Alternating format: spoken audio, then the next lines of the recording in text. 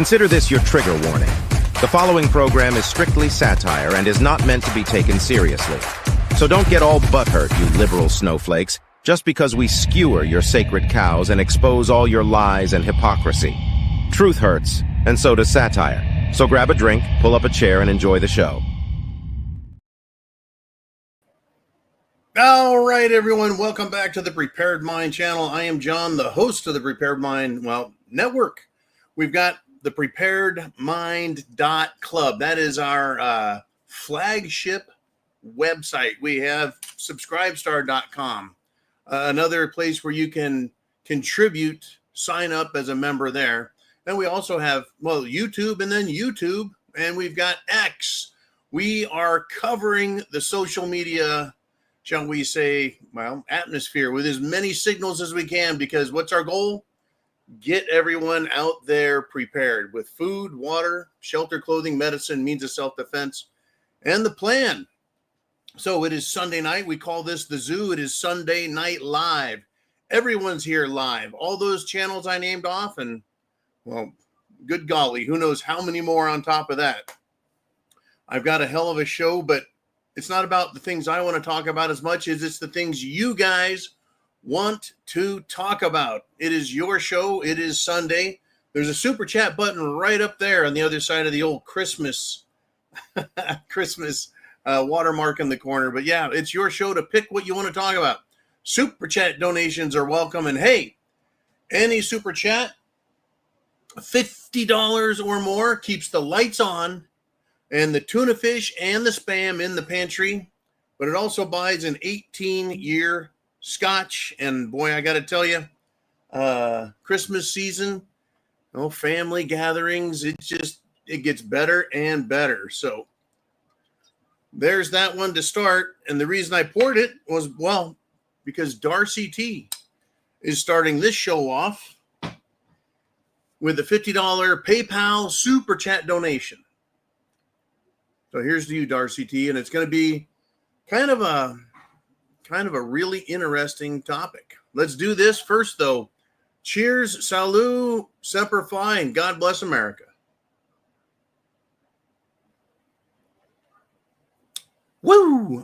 All right. So Darcy kicks the show off and says, my comment for tonight's zoo is around the meteoric rise of gold and silver prices. I know you talked about it on Friday, but I think it bears repeating. Time out there. Go back and watch the Friday free-for-all special presentation. We really talk about a lot of different topics in a different way. But you can do that later anytime, but it is a good one. That's why Darcy's commenting. So let's continue here with Darcy. She says, gold and silver prices are rising as the dollar is rapidly declining. It's necessary for the globalists to destroy the current monetary system in order to usher in the new one. My question is around the timing.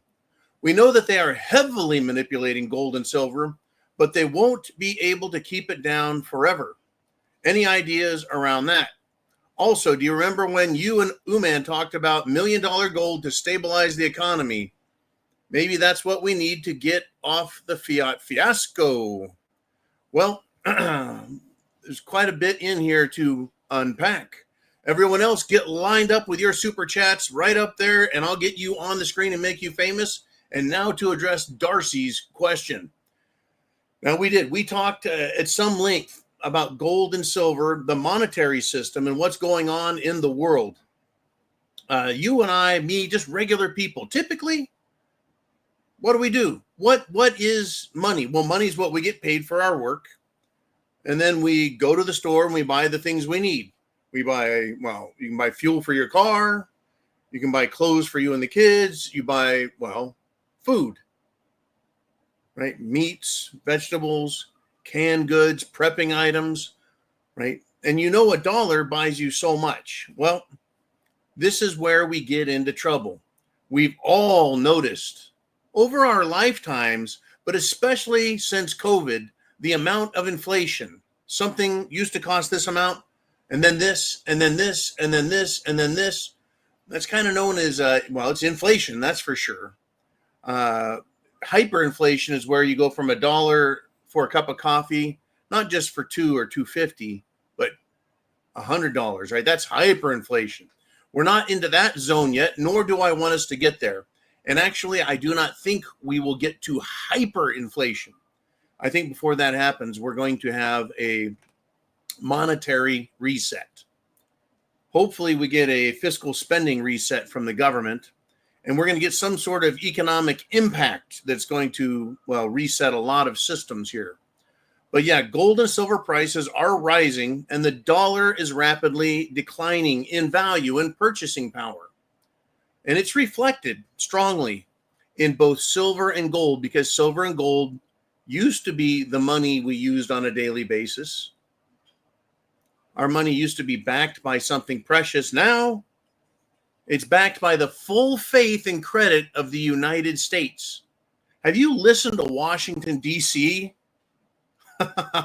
over the last 20, 30 years? Is there anywhere in Washington, D.C. you could put your full faith or trust the credit from those people? No, right? So typically when as the dollar's purchasing power goes down, the value of precious metals, real money, gold and silver, goes up, right? Because the value is lower and it costs more and more and more to get gold and silver out of the ground. Because, well, the cost of labor, the cost of fuel, the cost of equipment, the cost of parts, etc. But there's something else that is in play that has not been in play as of yet in the United States of America, right? And so I want to address this other question. Darcy says, we know that they're heavily manipulating gold and silver, but they won't ever be able to keep it down forever. Any ideas around that? Well, they do want to keep the price of gold and silver down. The reason is it gives the appearance that the dollar is a strong purchasing currency. It is stable. It is not going anywhere. Now, compared to all the other currencies around the world, the yen, the pound, the euro, the dollar is still the prettiest pig in the pig pen. But it is losing value. As inflation goes up, the dollar's value goes down. So they're heavily manipulating gold and silver. And we go, well, how do you establish the value of gold and silver? What is the price discovery mechanism and market for it? It's not at our gold shops and silver coin stores or anything like that. No, it is in this thing called the COMEX, Commodities Exchange, where they trade future contracts. And then over in London, there's the London Bullion Market Association, the LBMA. And that's where the spot price is at. Okay, so the spot price is set in the COMEX, and deliveries are made out of London. If you want to buy the physical, like banks, central banks, large investment firms like JP Morgan or Goldman Sachs or any of those, Bank of America, big banks, right? HSBC, et cetera, they want it, they'll buy it in bulk there. Same with other institutions. A little cerveza sneeze there. Yeah. Other institutions like manufacturing, high-tech, jewelry firms, they'll buy it. But here's the deal, right?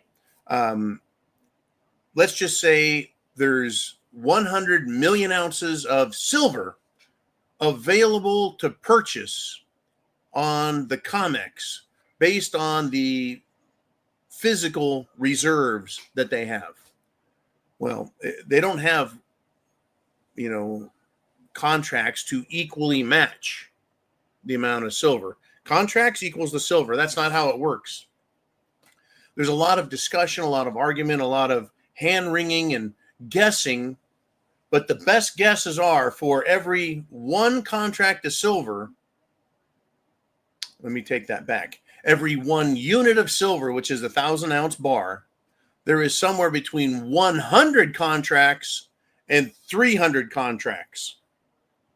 In other words, there's way more paper than silver, and there's way more paper contracts for the gold than there's actually the gold sitting in the vaults. That is where the problem lies.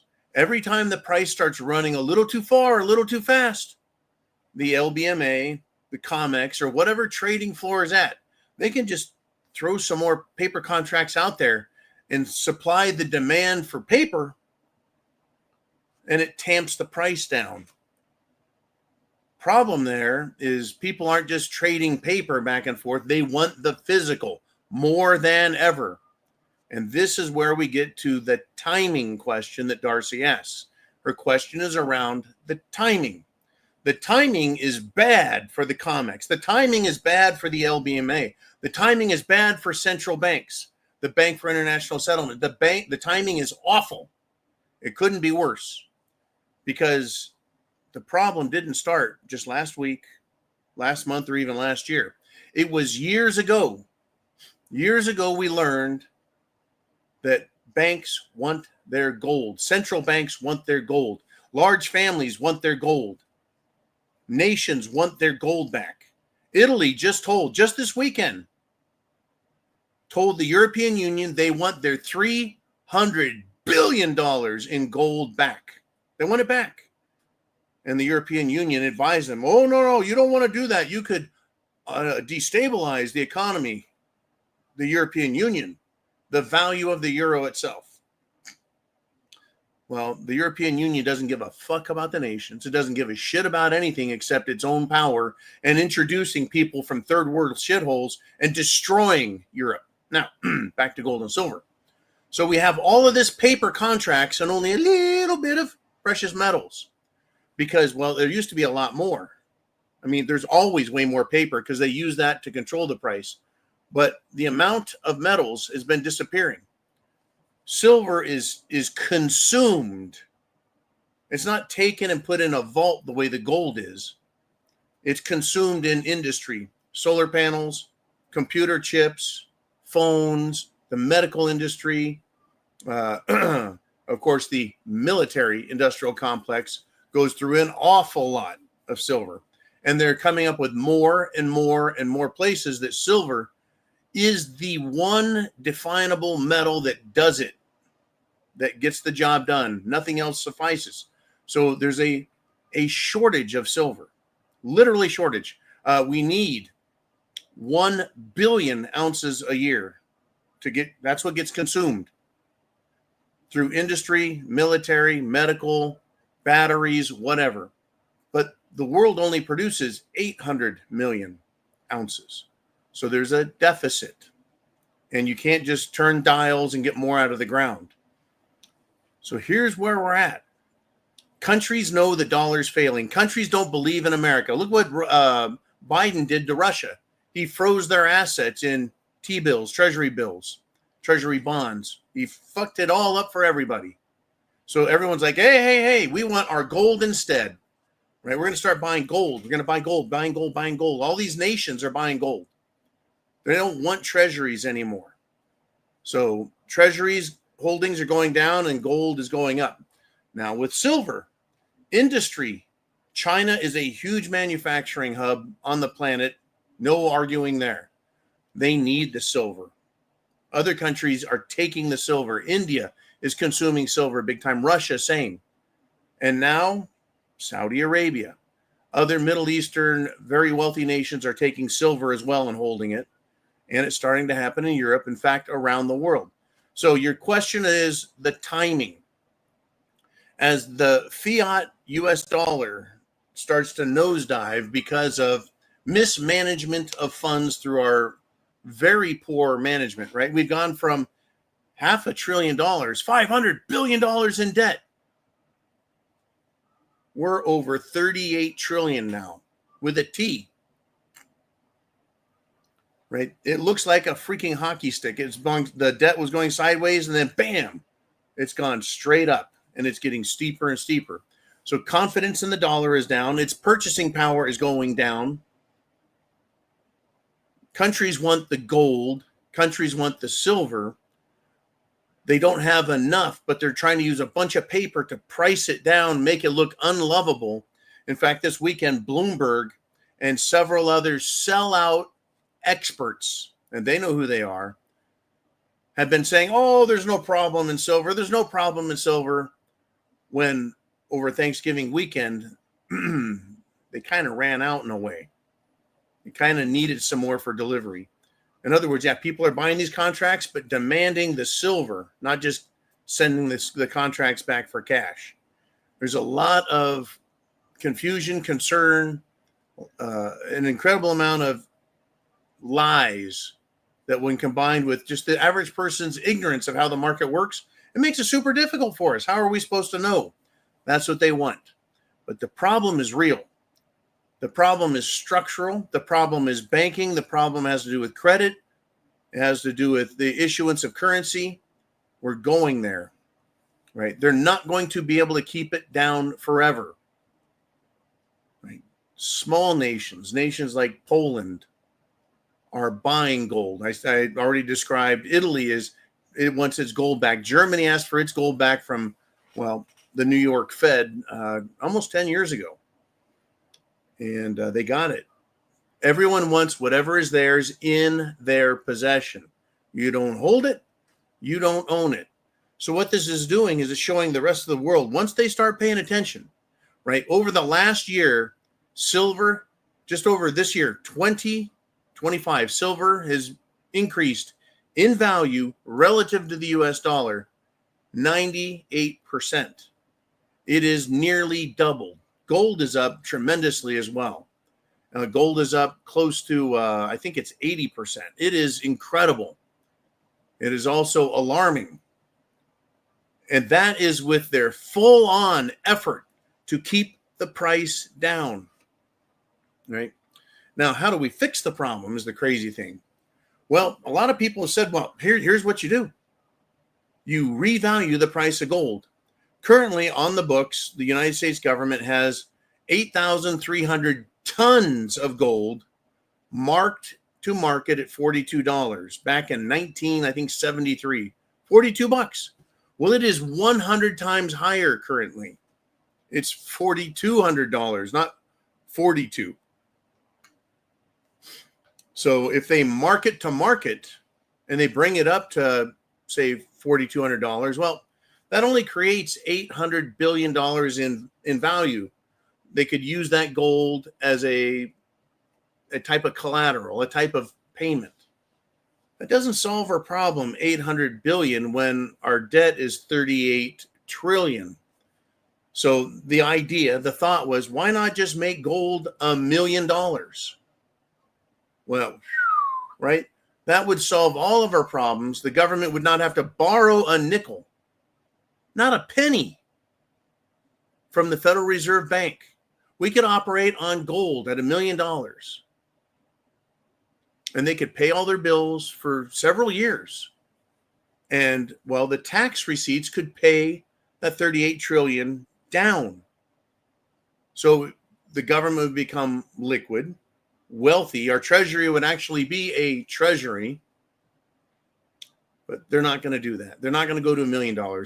Some more conservative experts say, well, if 4,200 only gets us 800 billion, well, why not do 10,000 an ounce? Other experts, and I think Jim Rickards says anywhere from 15 to 25. Other experts say 50. It's going to go to 40. It's going to go to 70. Right? We don't know. We don't know if they're going to actually revalue gold or if they're just going to allow it to run real fast up the charts. We just don't. Now, it's a very complicated topic. They're running out of gold, not as bad as they're running out of silver. The charts all show cup and handle formations for gold and silver. And it's a rather technical item, but it's a technical item based on not just market reactions and market movements, but rather the health of an economy and the health of a currency. Fiat currencies, which our dollar is, it's based on, well, the full faith and credit of the U.S. Well, that faith goes down. It literally goes down. People don't trust it, so it takes more dollars to buy. They just print all they want. So here we are. They can't keep the price down on gold and silver because there's a legitimate physical shortage, and an extremely high demand. That's why gold has nearly doubled and silver has doubled. Do we know what it's going to do from here? The charts, history, the current events, monetary crisis, the loss of confidence in the United States, in the dollar, in a fair playing field for other countries. All of these things are going to contribute, in my opinion, to a massive, massive, massive move in the price of gold and silver up. Which one goes first is typically gold. When it's too expensive, people run to silver because, you know, it's not poor man's gold. It is an average man's currency. Right? $1 silver dollar, 1 ounce. 1 ounce of gold is $20. That was the old system. Well, now silver is $60. Gold is $4,200. What happens typically is gold goes up, and it'll go up. In the last 2 times this has occurred, or a monetary and financial crunch, gold has gone up 25 times. So it depends on the charts and how you look at things. Other people say, yeah, from the low to the high, it was 25, but from the bear market back to bull to the peak, it was only 8 times. You know, but where do you start? Where do you stop the charts? Gold could easily, in a matter of months, go up thousands of dollars. Silver, in a matter of months, can go up to $100, $200, $300 an ounce. We don't know. Nobody knows. The people trying to control the market keep a lid on it. They don't want it to run away. But as long as they keep the price nice and low where it's at now, well, for me and you, it probably sounds high. But for them, it's low because they know it should be higher. They know gold should be $6,000, $8,000, $10,000, $12,000 an ounce. Not in a year, but last year. And so they're buying the pudding out of it. They know it's going to move. And that is causing a lot of concern. Silver, they're buying it off the market because they don't want it to get too expensive. But by keeping it cheap, here's the issue. You keep silver down where it was at. I mean, just at the beginning of the year, it was $30 an ounce, under 30. It was literally under 30, and now it is sitting just below 60. Right? As long as it's cheap, nations like India, China, Russia, they're going to buy massive and stand. It's called standing for delivery. They're gonna bet on the paper contracts and then take the contract to the other bank and say, give us the physical. It's getting so tight now, there's concerns that they're not going to make deliveries. If you've got a contract that says you owe me $100 million in silver, and I ask you for it, and you say, well, I don't have it. Now everyone loses confidence in those paper contracts sold through the COMEX or COMEX. There's going to need to be another institution that can set a legitimate physical price for gold and silver. And yes, they did have delivery issues a few months ago, and they managed to scrounge up some extra metal, and they're going through it like crazy. It is a wild topic. It is a wild topic. Stabilizing the economy, they're going to try it. How they're going to do it is anybody's guess, because the reason I say that is there's lots of different ideas out there. But the BRICS nations, Brazil, Russia, India, China, South Africa, and another couple dozen countries have set up a currency exchange system so they can pay each other and not have to worry about the value and credit worthiness of the US dollar. I don't know what's going to stabilize everything, but we're going to go through a great reset. It is going to be a fiasco, but what the world wants is a currency, a unit of exchange, dollar, yen, yuan, ruble, whatever you want to call it, that is backed by gold, or at least the payment is convertible to gold. So if you don't trust the currency, you can demand the gold instead. Say, let's just say China is owed $1 billion by India because China's been sending goods to India. And so China says to India, okay, we don't really want your rupee we want $1 billion in gold. And they'll transfer it in the vault over to China's side. That's going to stabilize the economy because now we have a trustworthy means for international commerce to take place. Right? You don't have to worry about, well, the United States just scribbles on a piece of paper, $5 trillion and sends it over to China and says, yeah, there's your money. All they did was just write some numbers on a piece of paper and give it to them. They don't want that. They want to make sure that they've got something real, and that's gold. Gold is for nations. If you trust the dollar, you stay in it. If you don't trust the government, and let's just say on January 1st of 2025, you had bought $1,000 in silver.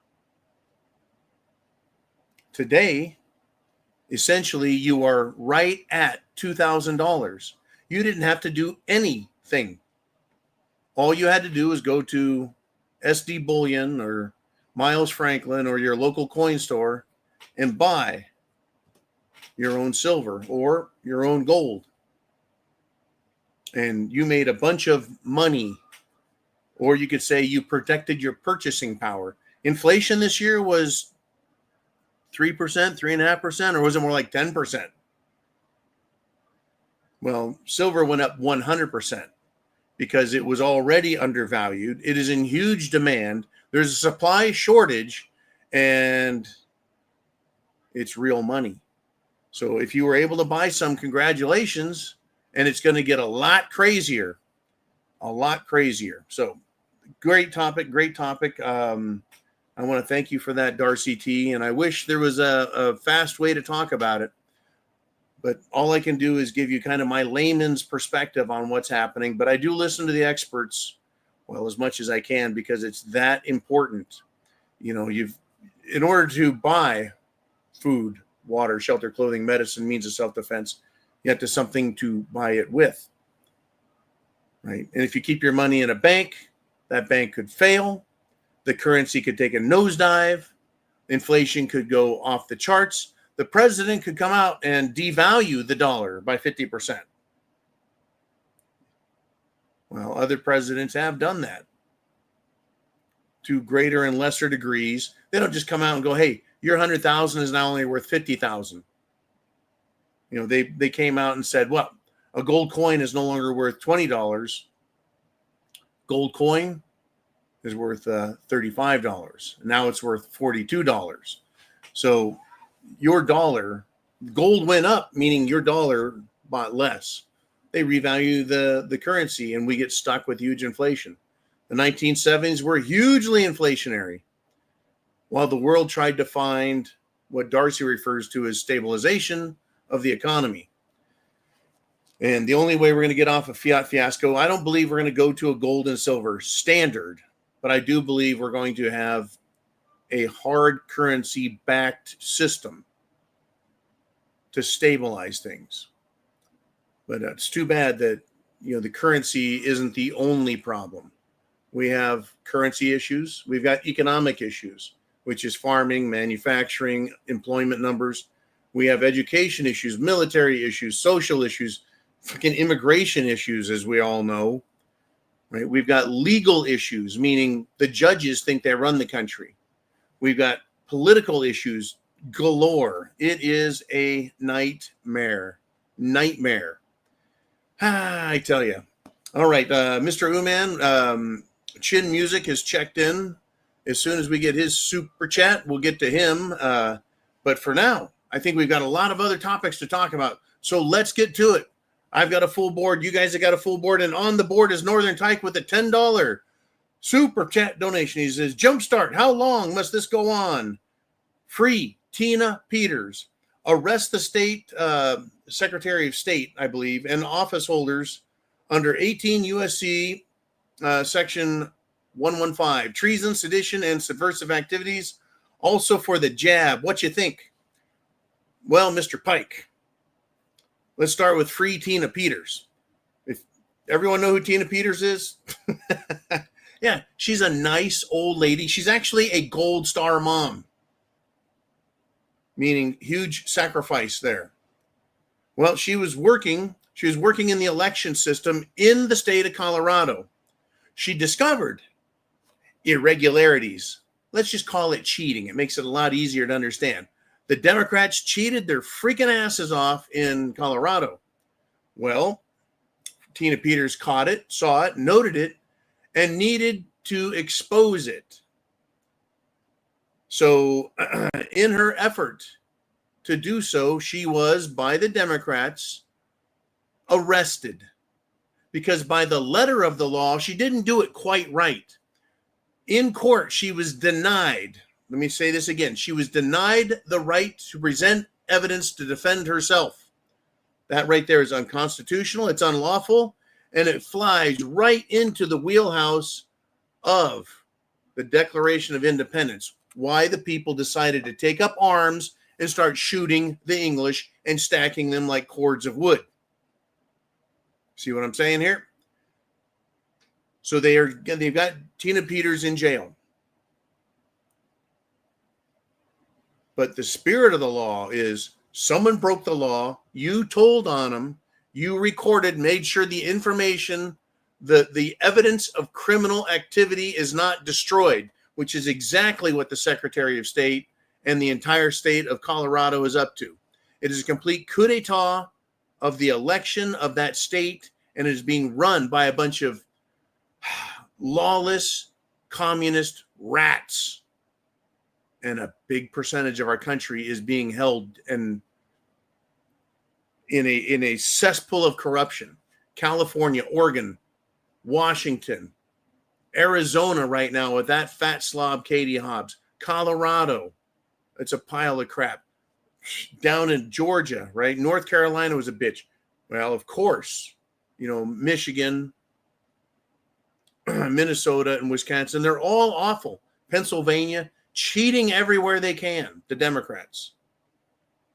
But for what they've done as the government, whether it's the governor, the Secretary of State, that Jenna Griswold looking freak, the judges there, they've all participated knowingly, willingly, together in a conspiracy to violate 18 USC section 115. They are all acting treasonously, seditiously, and subversive. The subversive, and this is a federal code of regulations, CFR, right? Or USC, I'm sorry, United States Code. They violated the law. They should be arrested. Where's Pam Bondi? We get to the what you think, John. Where's Pam Bondi? Where's Kash Patel? Now, I know Trump from time to time says, this is treason. That's a crime. That's fraud.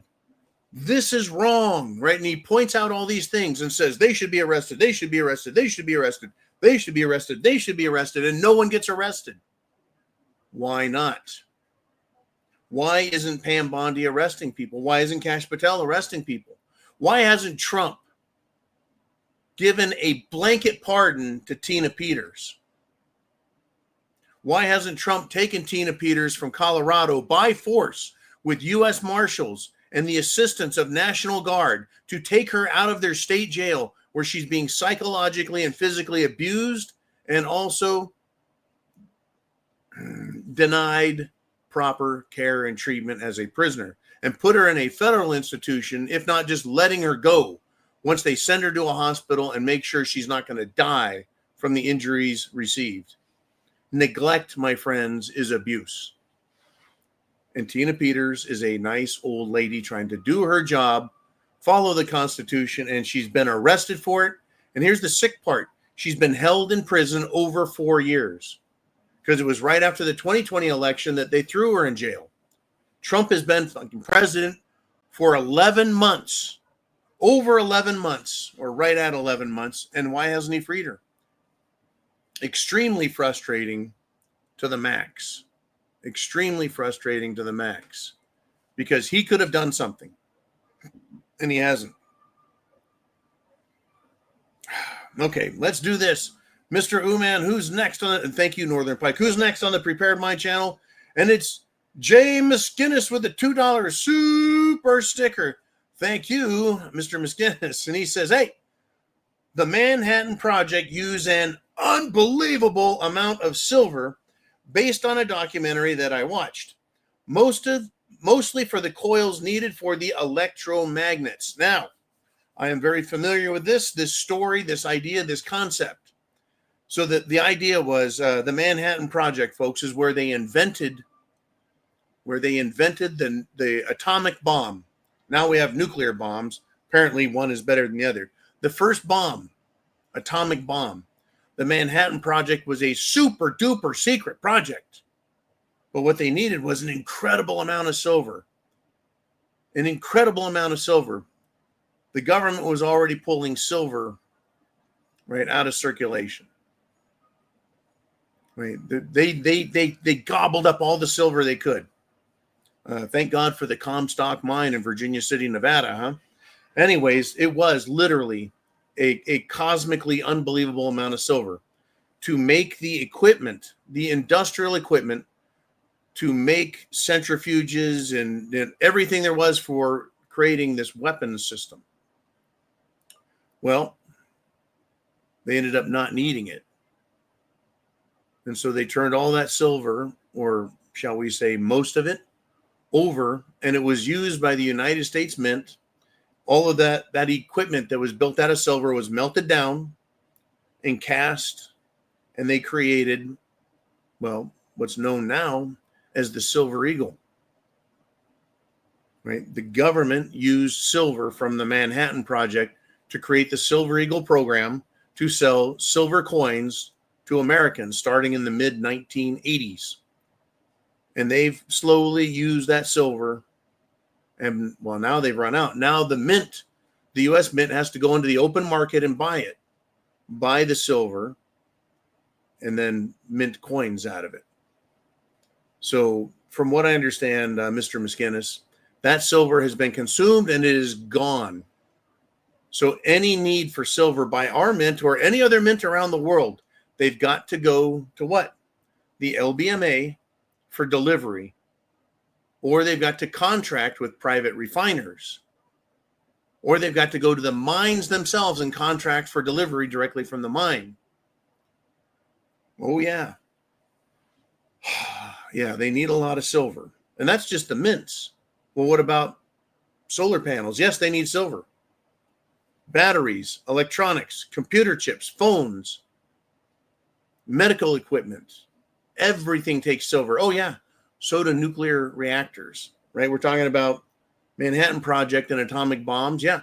Silver has principles, fundamental electrical principles that make it irreplaceable. Irreplaceable. It conducts heat. It's very reflective. It handles a lot of electricity. It is extremely stable. It takes, very little silver to do what would take a lot of copper or some other metal to do. So yes, silver, folks, this is a reason why it is gone. The government coughed up this unbelievable amount of silver, and it's been consumed and taken by investors, by other countries, right? They want silver for their purposes. It's no longer just a coin, if you will. But this huge demand for nuclear energy is also going to put a strain on the silver market. I believe that this is by far the most reliable, safest investment anyone could make. That's not investment advice, but that's just my opinion. Because it is in short supply. The demand is so huge. It's inelastic, meaning you can't produce more silver. And people go, well, what if the economy slows down? It's like, well, really? If the economy slows down, then they mine a lot less copper, zinc, lead, gold, well, not gold, but other materials.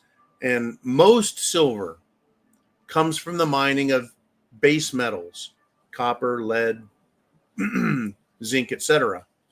Silver is a byproduct. So if the economy slows down, those slow down and they produce less silver anyways. So as the economy goes up and down, the supply of silver goes up and down to match it. All right. Uman, by the way, we've got Mr. Wiley. Mr. Wiley has done a $10 Venmo super chat. So keep an eye out for Mr. Wiley's question out there. All right. Thank you, Mr. Miskinnis. And yes, Houston, we got a lot of problems in this country and the whole world. All right, man, who's Beck? Who's next on the Prepared Mind channel? Sunday Night Live. It is the Zoo, and it is Big Dan the Man Erickson with a $5 kapow super chat. And he says, hey, bought 8 ounces of gold at $18.50 an ounce. Also have 100 1-ounce silver bars at $30 an ounce. There you go. $3,000 is now nearly $6,000. 8 ounces of gold at $18.50. Well, I got to do some math here. Let's see, 2, 16, 14. You're going from about 14,000 all the way up to 25,000. Not a bad move. That was some quick mental math there. But yeah, I'm telling you, it's a safe place to put your money, to store purchasing power. This is a 1-ounce silver round. This is not a sovereign minted coin. It is a privately minted round. It just happens to have the anchor, globe, and eagle on it. In any event, thank you, Big Dan the Man. I'm glad you purchased when you did, but hang on to that stuff. Do not go put it in a bank.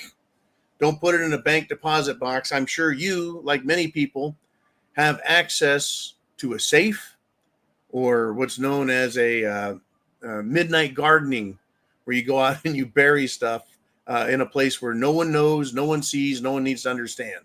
I prefer to have the little amount I have protected by very large military guys with guns.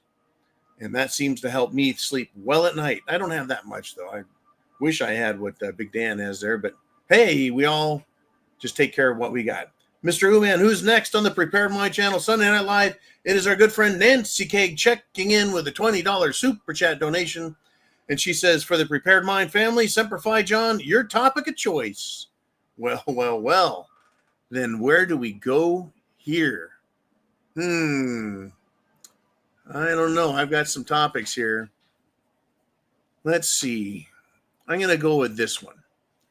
A Clinton judge. Clinton judge. We talked about treason earlier in that United States Code section. Treason.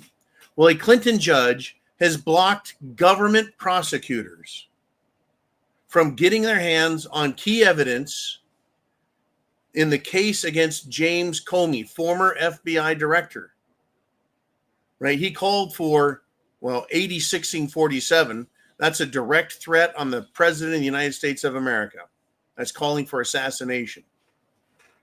In addition to that, he played every bit part and parcel to the Steele dossier, lie, bullshit, Russia collusion hoax in an effort to have a coup d'etat against Trump in his first term, complete violation of laws, conspiracy, etc. But hey, let's just have a judge keep prosecutors from getting access to evidence being held against James Comey that the government already has. Well, the upshot here? Well, James Comey isn't going to be arrested and locked in prison anytime soon. But the other part of the upshot is we know that judges are now the law. Kind of like Judge Dredd. It was Sylvester Stallone played Judge Dredd, a comic book guy who wasn't just a judge, but he was law enforcement, judge, jury, and executioner. Right? One of the lines in the movie is, "I am the law." Right? The Stallone style. Judges are treating themselves like they are the law. They're letting traitors like Comey go. They're prosecuting regular patriots, like the January 6th patriots or Tina Peters. Now, the upshot, meaning we, the American people, all know and we believe that these judges need to be arrested, disbarred, and thrown in jail for treason, conspiracy, contempt, violation of orders, interference with constitutional duties, etc. And the solution's been proven to work. Proven to work. Just ask the people of El Salvador. Because their president, President Bukele, removed the judges and impeached them, disbarred them, and I'm sure if they committed crimes, they're in jail. And now they decided that they like safety. And they now have safety. Their country's safe. Crime is way down because, well, corrupt judges are now removed, gone. So how do we fix our system? Well, yes, yes, and yes on arresting the bad guys. Now, just before the show, Uman and I were having a little chit chat about, well, upholding the law. You can't just go and arrest people, John. Well, the Democrats showed us that you can just go and arrest people.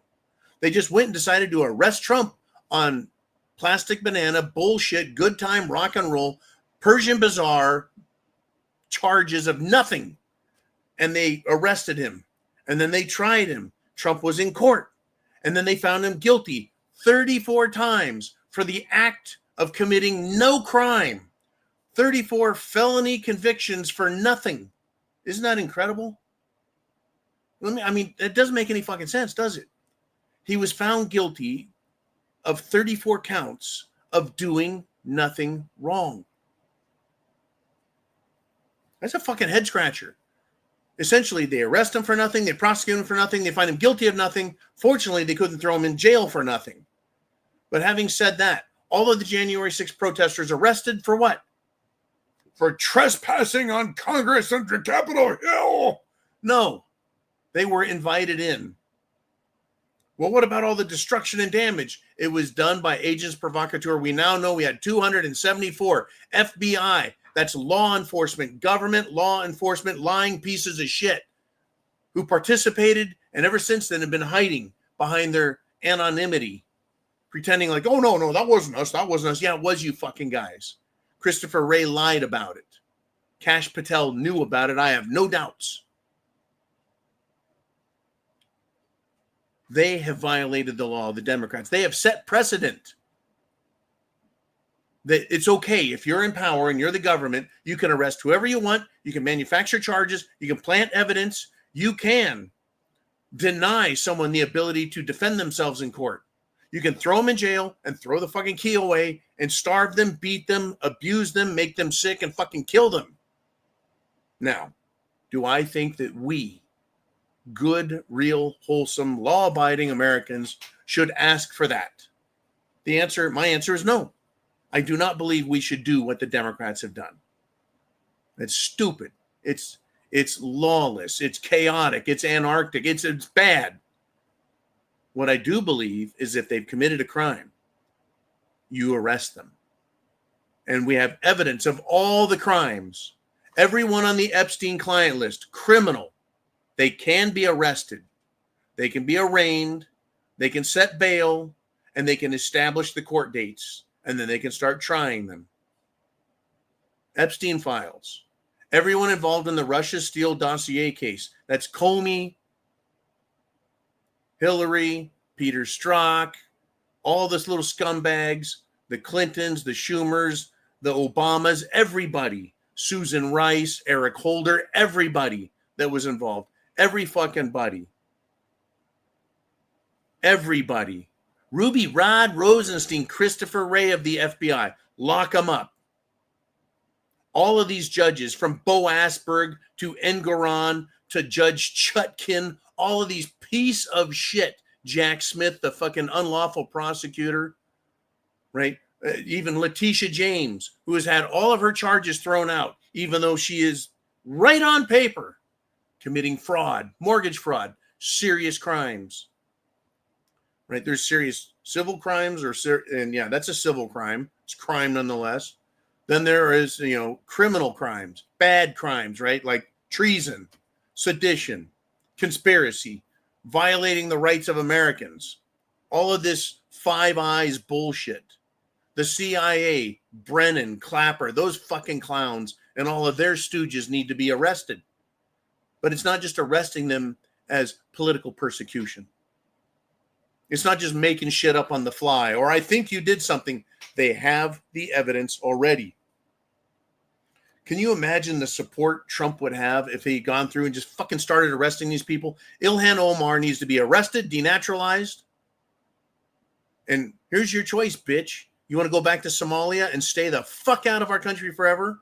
This is, of course, having all of your money taken back from you that you've stolen.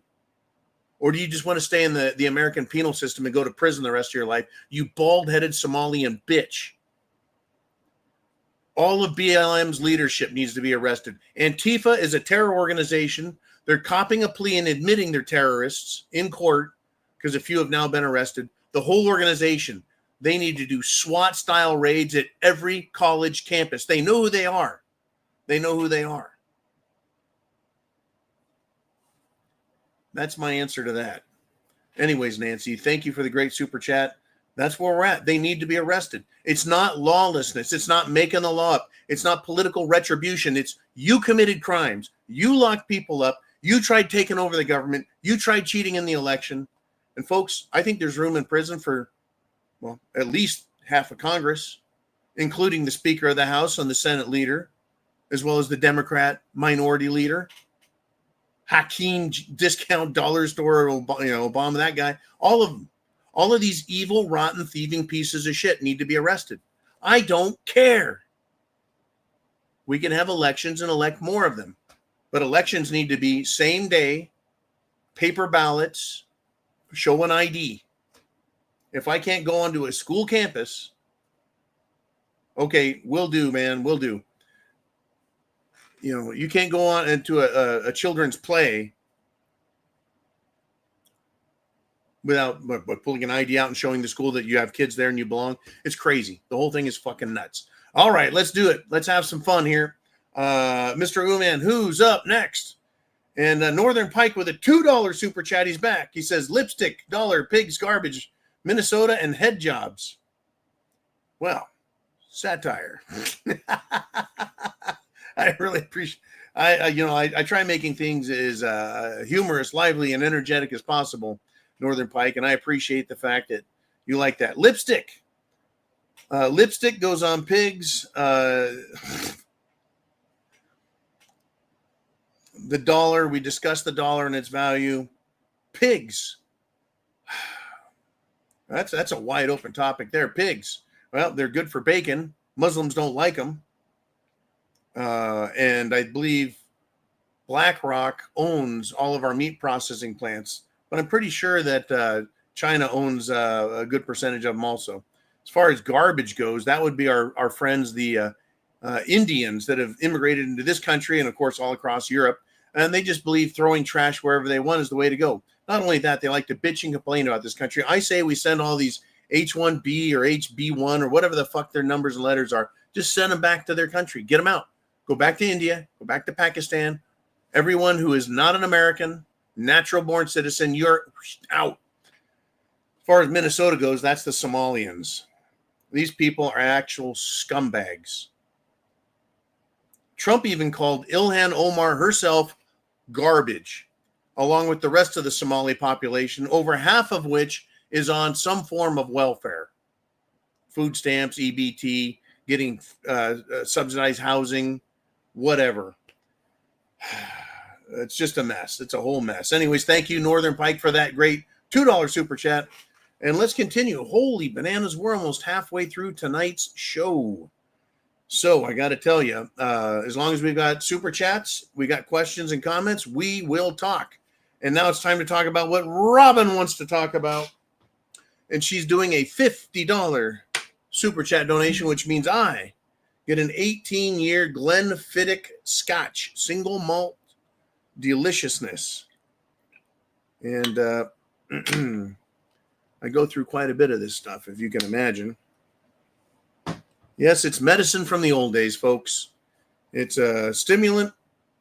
It is a sedative. It is a painkiller. It is an antiseptic. And it's what do you call that? Antidepressant or a depressant. Helps you relax.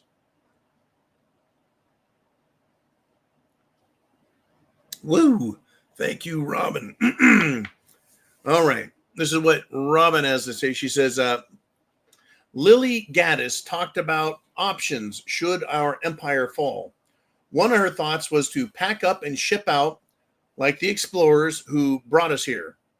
Steve says it best, row till you call it home. Well, there's no option here but to stay and fight for home. Yeah, there's nowhere else to go. There really isn't. I would love to be able to pack up and ship out If there was another place to go, a better place to go, if there was any place to go, there's not. Europe moved west to the Americas. North America predominantly, but also Portugal and the Spaniards really colonized Central and South America. But France, England took North America, Mexico, the United States, and Canada. But it was heavily populated with more than the English or the French or the Spanish. It was also the Dutch, the German, the Swedes, the Scots, the Irish, etc. Now, we've got nowhere else to go. People landed on the east coast of America, and they migrated to the west, all the way, hit the west coast. But what's on the other side of the ocean? Well, Japan, China, right? There's nowhere else to go. As you say, Robin, there's no option but to stay and fight. By the way, other countries won't let you in. They'll take your money. They'll let you buy citizenship, I guess, but you won't be able to escape what is coming, what is happening.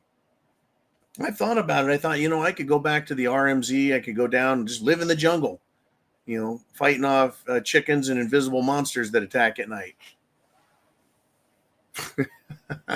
No, there's nowhere really to go. The whole world relies on the whole world, right? Like the United States of America can take a nationalist, protectivist stance. America first. But America can't exist without the rest of the world. So we need to all behave and get along, cooperate, share, and play fair. And of course, governments don't want to do that, right? They're causing fights. They're arguing. The United States wants to be in charge. Well, the rest of the world doesn't trust the U.S. after all the bullshit that's been going on. The monetary system is collapsing. Typically a fiat currency like we have now, based on not gold or anything solid, only lasts 35, 40 years. Well, we're now over 50 years old, the U.S. dollar. And so it is long past due. They've been doing everything they can to keep it alive. Can't be fixed. We're having our problems. The rest of the world is having problems. They're coming up with a new trade system. We all need to work together and trade together. There's no place to run to. It's not like we can just go live on Mars or live on the moon, if there is any such thing.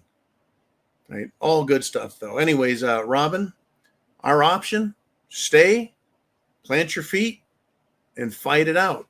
Food, water, shelter, clothing, medicine, means of self-defense, and your plan, being prepared, being a patriot, being an American first and foremost, taking care of yourself, your family, your neighborhood, and community. There's you, and then there's 10 miles around you. You need to know what's in that 10-mile radius, the type of people, the type of resources. Is there food available? Is there water available? What are the people going to do? Is the federal government close? Is it state government? Is there military around? Are you close to another country? All of these things you need to take into consideration and just go, okay, if they were to turn off the power, stop delivering gas, no police, no government, no stoplights, what do you do? How bad's it going to get? How long will it stay that way? And can you make it from sunrise to sunup, back to sunrise again and again and again, and live while they figure out their problems? That's what being prepared is about. There will be people losing their shit. There are going to be violent groups that think they own this country, like the Somalians, who are Muslims, the rest of the ridiculous Muslim population.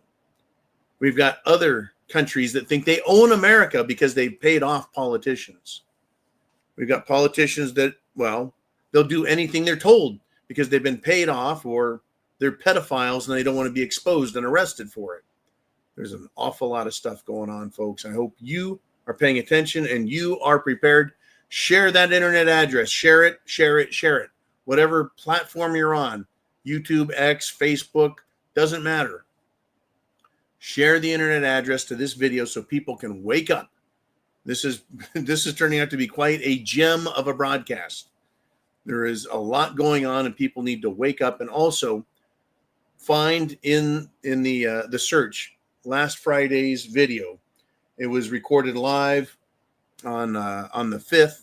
It came out on the 6th, I think, for regular YouTube, but it's the Friday special. We really cover these topics. People need to be prepared and be mentally prepared for what the potentials are that are coming. Nothing but evil out there, folks, in other governments, in our government, in business, in banking. They don't care about you and me anymore. All they're doing is robbing the system and taking the money for themselves, enriching themselves. And where do they think they're going to go? Right. We're at 300 people live. I think we should be up around 400 people live. So let's share that internet address and let's move on with more questions. Mr. Uman, who is next? And we got Big Dan, the man, Erickson, with a $10 super chat. Thank you for helping keep the lights on and keep tuna fish and spam in my pantry in the old bunkaroo. So Big Dan says, also bought 100 shares of Tesla stock in December of 2022 for $125 a share. Done good with that, I'd say so, and should have bought more Costco stock back in the day. Who knew? And that's just it. Who knew, Dan? Did you think it was going to be Tesla? Rivian? Who was going to make the best EV? The one that take off? The one that is most features and the best value, yada, yada, most reliable? Who is going to, what company is going to turn around and invest in the infrastructure to make those EVs go? Turns out it was Tesla. Great move, right? That would be our good friend Elon Musk and all of his enterprises, from his batteries to solar to his space program to his satellite internet, all of that, right? But other companies as well. Let's talk about Amazon. Who knew? Who knew? The dot-com bubble burst. Amazon stayed on. It grew. We've got all of these companies that have taken off, right? Same with NVIDIA. We've got these companies that just took off. Well, how could we know that it would go from a $10 stock to a $1,000 stock and do a stock split? And then you get more shares and the value goes up again, and they do more splits and it goes up again. You become more and more wealthy. Well, if I told you that, well, you're not just going to go up 10%, but you could go up 100 to 300% on silver in the next 12 months. Some people are calling for more, right? And it's just, how do you know what's happening? Well, there's historical landmarks and precedents that you can look to understand what's going to happen to protect your wealth and your assets and put yourself, well, in front of the wave so you can ride the wave like a surfer rather than being drowned when it crashes on you. Or you could say, why are you chasing after the bus? You should be at the bus stop, silver and gold in hand, get on the bus, and you go with it. You rise with it. The same way, right? Tesla was small and grew. Amazon was small and grew. NVIDIA was small, and over the years and years has grown. We're now at a point in the market, as supported by chart strategy, history, international monetary and trade policy, right? Everything is pointing to gold and silver going up. And whether you buy the physical metal or you take a chance and you buy into the mining sector, gold mines and silver mines, like if a silver mine is productive and profitable at $30 an ounce, well, now that silver is $60 an ounce, shouldn't that silver miner be just cash rich? Because, well, $30 an ounce, well, the cost of mining went up a little with inflation, but silver has doubled this year. So the value of mines has gone up, and it's going to keep going up. It's just riskier. Which mines? How do you know? There's a lot more research there. Still, keep it simple. Paper stock doesn't do you any good, right? Owning this, market crashes, doesn't hurt me a bit. They confiscate all the dollar bills. This is still 1 ounce of silver, right? So it's protecting yourself. If you don't hold it, you don't really own it. So that's why I'm very cautious when I talk about ideas that I think are sound, but I am not a financial investment advisor. I'm not any of those people with lots of fancy letters after their name. I'm just John, right? But I think that since I've been telling people to buy silver or look at silver and gold since 2016, October of 2016, back when silver was $17 an ounce, and it even dropped down to about 12 for a little while. Imagine buying a shit pile of silver at $12, and now it's 5 times. It's 500%. In any event, let's see what Uman says. He says, we just did that with silver in the last year. Gold in the last 2 years. Hope it happens again next year and keeps going. Rough for folks like my boys just trying to get into it now. Well, and that's just it. The scary part, and I think a notable billionaire in the precious metals and mining industry, Rick Rule, interesting cat. I've learned a lot from him and others like David Morgan and Doug Casey and Michael Oliver and Andy Scheckman, right? Lots of people to learn from. I've been learning for 9 years now, just immersed in all of this, trying to understand it and where to take care of my family, trying to take care of my family's assets as well. I call that the, my home office or my hedge fund, my family's wealth. In any event, right? What kind of world is it going to be if gold goes from $1,800, like when Big Dan the Man bought his, to $18,000? Is that the world you want to live in? So basically his thing was be careful what you wish for, because if you get $18,000 gold, when you open your door, you might see a lot of things on fire and people getting shot, right? SHTF. Now, be that as it may, whether gold goes from 18 to 3,600 to 5,400 an ounce, or whether it goes to 18,000 an ounce. Look, if silver goes from 20, which was what it was paid for when silver is $20 an ounce, it's at 60, it's tripled. Well, let's just say it were to go 10 times higher, $600 an ounce. Well, whether or not I have any silver doesn't matter. It doesn't matter whether I have 1 or 10 or 100. It just doesn't matter, because what's happening outside that door is happening anyway. So I may as well have put my money in a safe place. Yeah, you may not like the world if silver goes to 160 or 600, or gold goes to 6,000 or 16,000. But if you've got your money protected, your wealth, you've got food, water, shelter, clothing, medicine, means of self-defense. Nobody's going to like that world, but at least you have the satisfaction knowing you did everything you could to prepare yourself. You've got 3 months of food, 6 months of food, or a year's worth. Your family's safe. You've got some close friends. They're all preppers with you. You become friends with other preppers. You have a defensive strategy to help protect yourselves. You're protecting your wealth. You have the ability to grow a garden. You have the ability to get fresh water that's safe to drink, right? You know how to defend yourselves with pew-pews. That's all you need. We can't choose. You and I can't fix anything. So I understand Rick Rule's premise.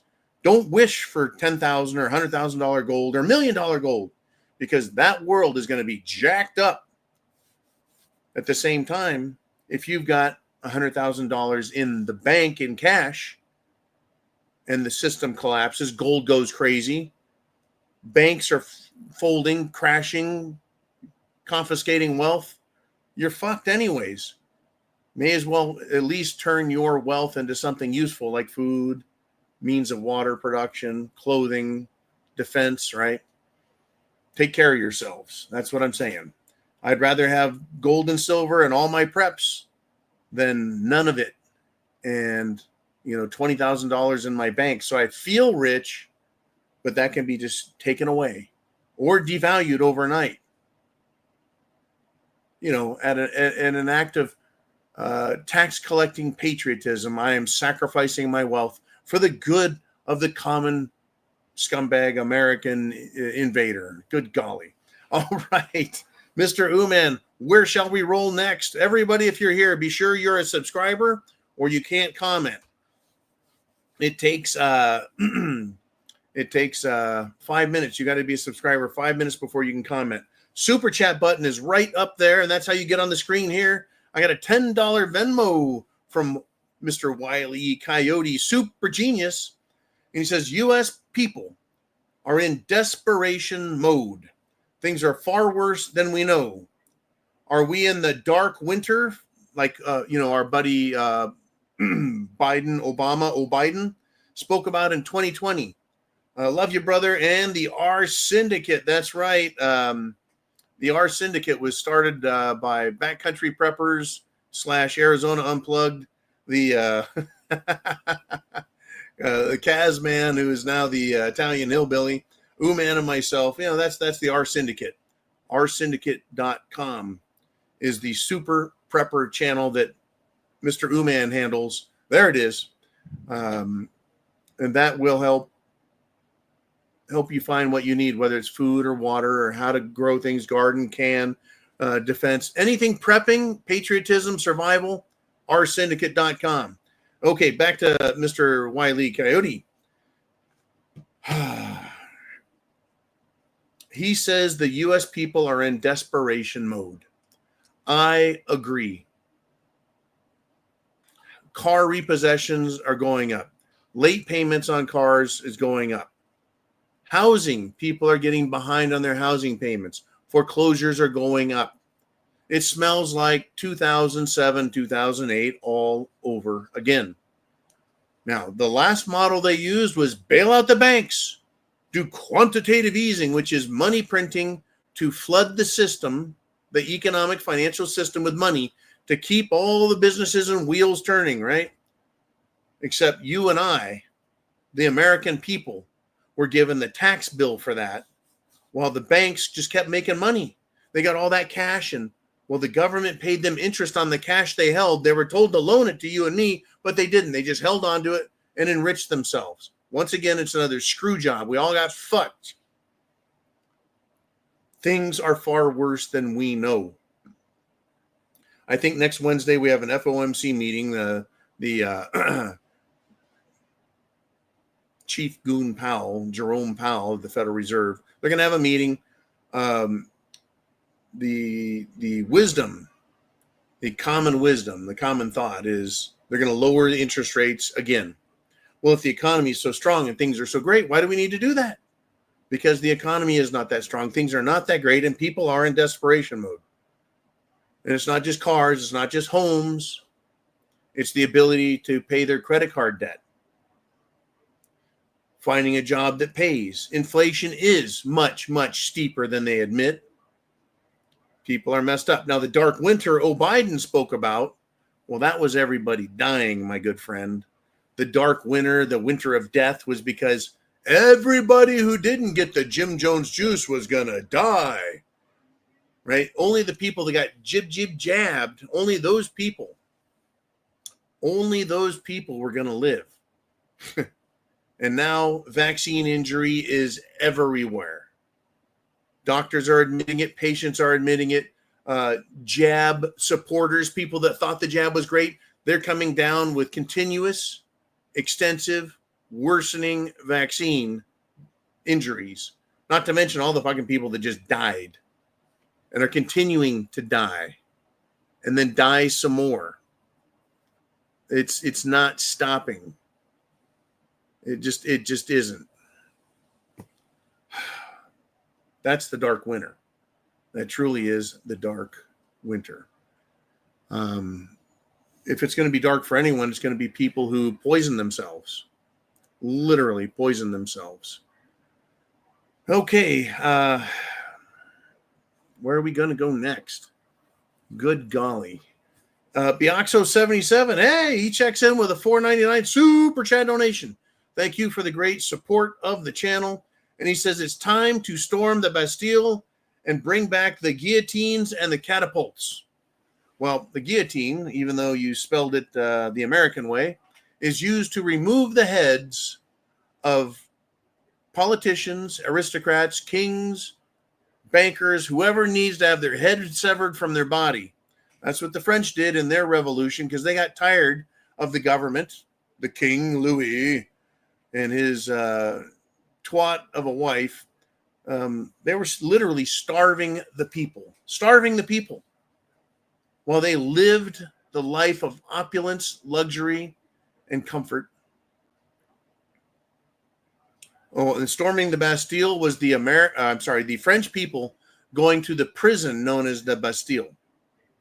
They went to the prison, they overpowered all the prison guards and released all the prisoners, because people that were held in the Bastille were not murderers, they were political prisoners. So yes, time to storm the Bastille. I cannot say those words because that would make me, well, I'd be promoting violence. Ooh. And I'm not doing that, nor will I. What I will say is when it is time to storm the Bastille, you will know it. Whether it's a county jail, a state jail, federal jail, wherever they're hiding and holding political prisoners, people will probably let them out. Murderers, on the other hand, they may get some swift leticillin to solve their problems. As far as guillotines and catapults, well, I mean, are we going to use the catapults to launch people over the wall and out of the country?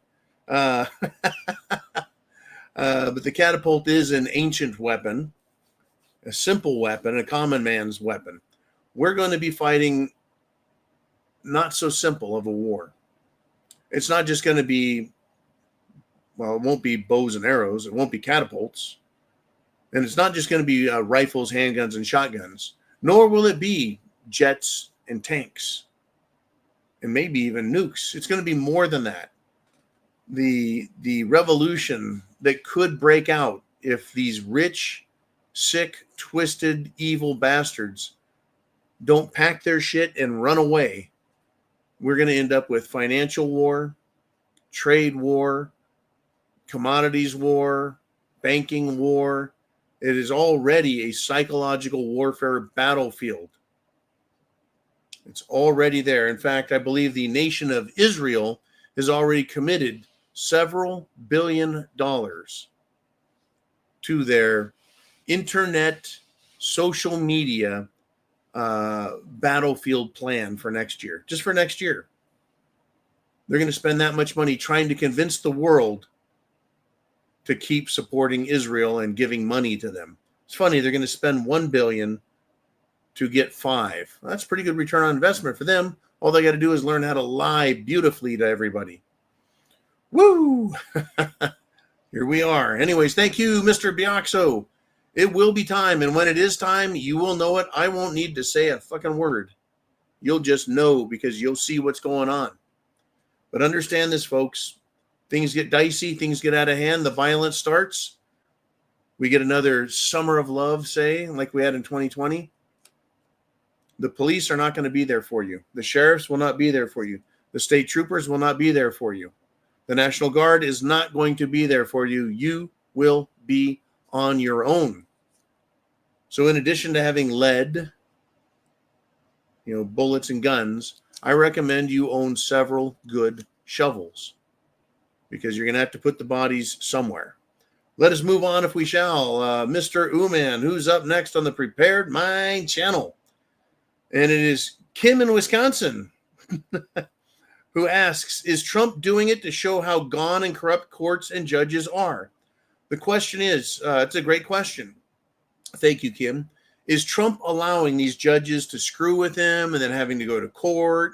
And is he allowing judges to overrule him and to make decisions and the bureaucracy to get out of hand in the FBI and the CIA? Are they just doing whatever they want, hiding information, obfuscating information, killing witnesses, keeping people locked in prison? Is he doing this just to show how bad the system is?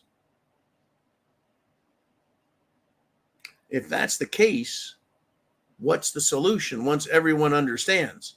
So let me rephrase it a little bit this way.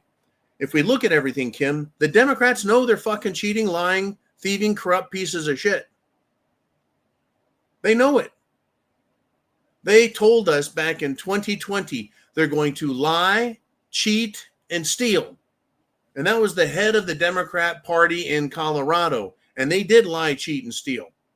They know, the Democrats know how gone and corrupt everything is. They just want to control it if they can get this Constitution thing out of their way. That's their problem, is getting the Constitution out of the way. Now, so the Democrats know, all of the hardcore truthers, patriots, veterans, intelligent business people on the Republican side, we know as well. Now, there are some dumbass Democrats. There are some uneducated Republicans not paying any attention. There are a lot of independent people out there who don't believe in anything except, well, waiting to the last second and joining the winning side, right? So I'm going to say that 1/3 of the country, the Democrats, know what's going on, how gone and corrupt it is. 1/3 of the Republicans, or 1/3 of the population that are Republicans, know how gone and corrupt the courts and judges and government and the money, everything's gone. So literally, we all know. They know we know they know. What's Trump going to do? Will all of a sudden the legislature do their fucking jobs? All of a sudden, will the judges just stop being assholes and do their jobs?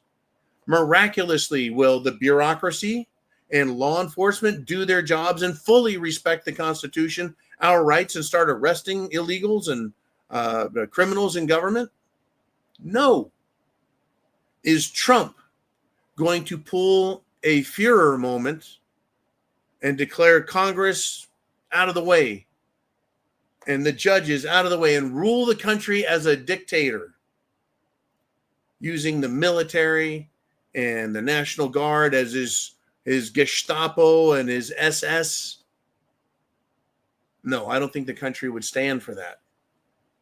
So if Trump is doing it to show us how gone and corrupt it all is, not just courts and judges, but everything, Kim, well, we're all awake now. We've all seen it. We all get it. What's next? And that's where I become very disappointed, because I don't know what the plan could be. If Trump wants to be a dictator like Hitler or Stalin or Chairman Mao or anyone, no one's going to allow that. They're not going to like that. They're not going to fall for it. Are the Democrats going to try a literal coup d'etat and have part of the military try and take out Trump, so the other part of the military fights the military? Now we do have a civil war, literally. And then on the streets, we get into our partisan war as part of the Civil War effort. When all that's done, who are you going to trust? You just got pulled over. Was that a Democrat or a Republican cop? You go to court. Is that a Republican judge or a Democrat judge? Are you going to allow yourself to be arrested? Are you going to allow yourself to stand in front of a fucking judge who you don't know the answer to the question and what he's going to do with you? Right? That's the scary part. There's no guarantee on any of this, Kim. So the best you can do is pay very close attention, be fully prepared, and understand and be honest with yourself. I think Trump may have at one point been showing the world how corrupt the system is. And maybe now he's scratching his head going, holy fuck, it is so far worse. There's no draining the swamp. Washington, D.C. is not a swamp you can drain. Our government is a fetid cesspool and swamp. All the branches of government are filled with anti-American, selfish, corrupt pieces of shit. And yeah, it trickles down into the states. And the states all have their problems. And cities have their problems. It's a mess. So please get prepared, understand where we're at and where this is leading. Hopefully, folks, someplace good. Once again, we have a great example of a country that's been turned around.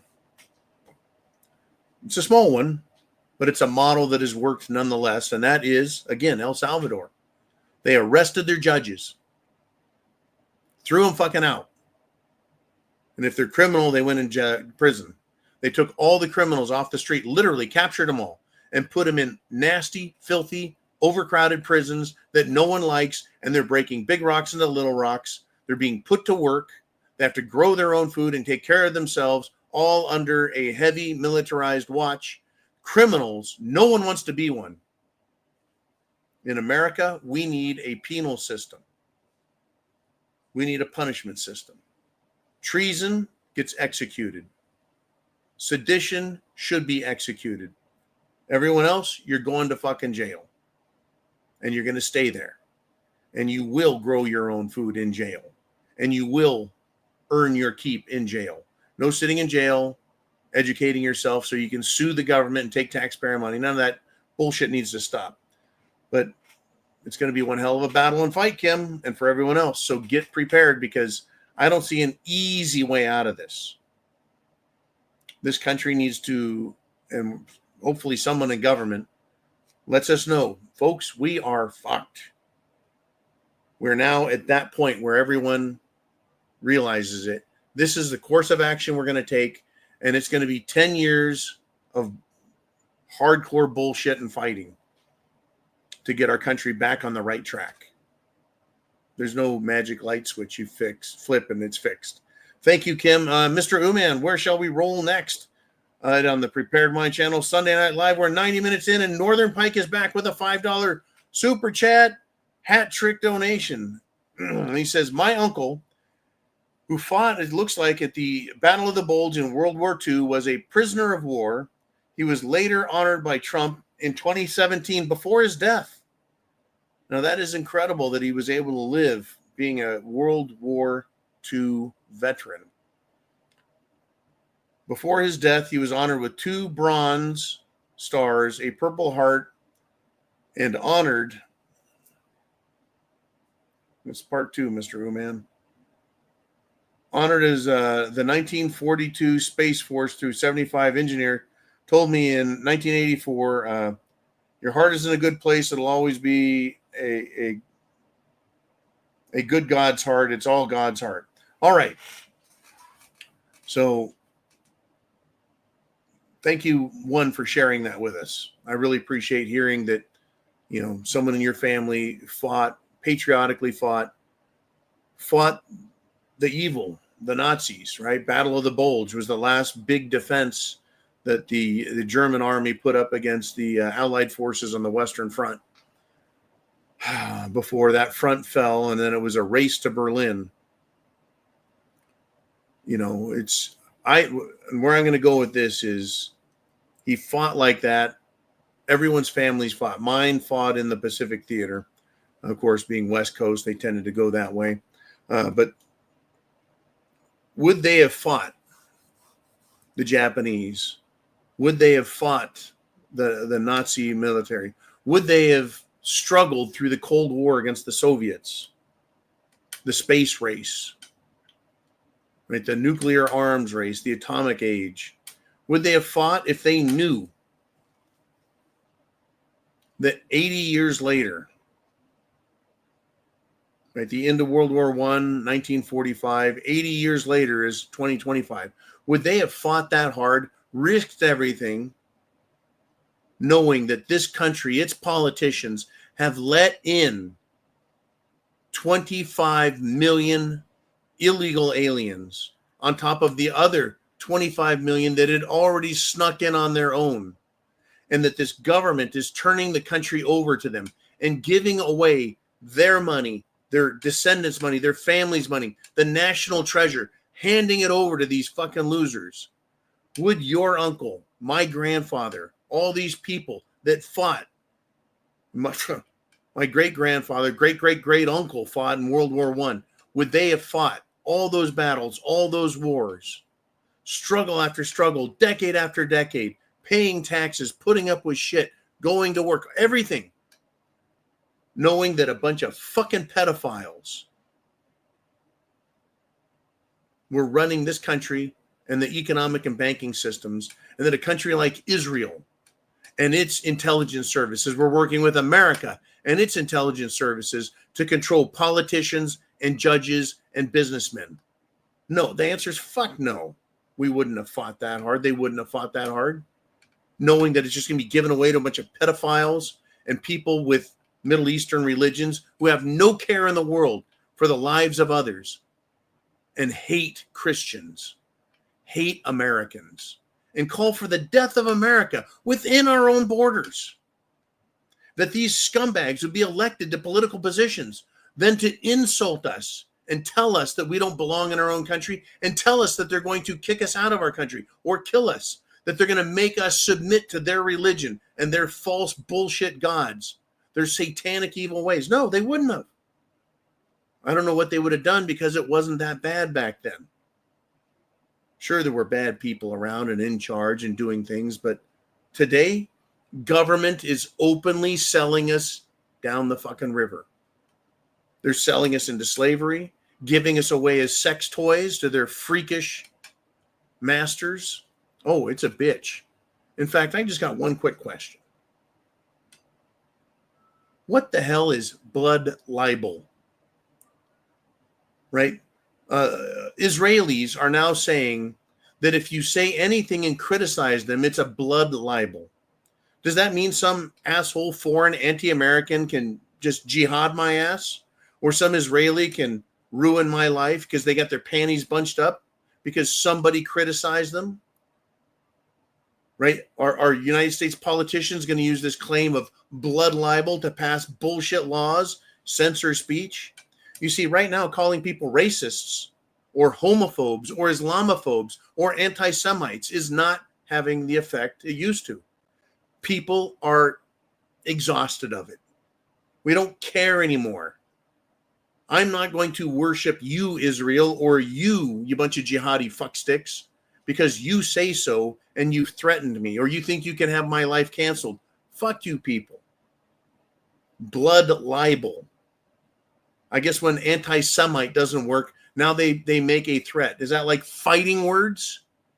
I'm going to take your blood because you slandered or libeled us? It's a fucking country. You can say whatever you want against Italy, Spain, France. They're countries. Israel's a country. Fuck you guys. Blood libel my ass. The world bled the ground red.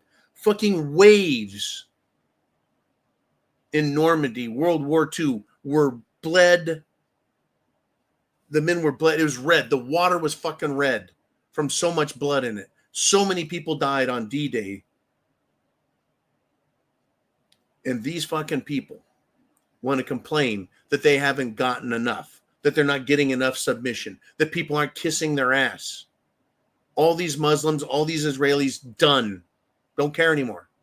Call me what you want. I don't care. You don't own me. You don't own me. You don't own me or this country. This is not Israel. This is not Qatar. This is not any Muslim country. It's certainly not Somalia. It's not Pakistan. It's not India. None of you fucking people belong here because you don't assimilate. You don't understand. You don't care. All you want is death and destruction, and fuck you people. Awful people, folks. Our ancestors would have never tolerated this shit. So why are we? Well, because they've incrementally conditioned us, tried brainwashing us, tried indoctrinating us, tried scaring us.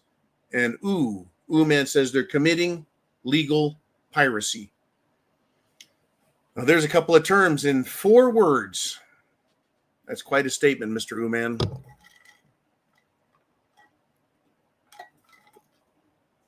I will address it. They is Islam. They is Israel. They is our own government. Piracy on the water, right? Piracy is taking people's property on the water. Okay, well, piracy on the land. By any name, it's still piracy. One group of people is using force, fear of force, terrorism, war, to take people's treasure. Booty, right? Pirates. The word legal here is most interesting. What they're doing is legal.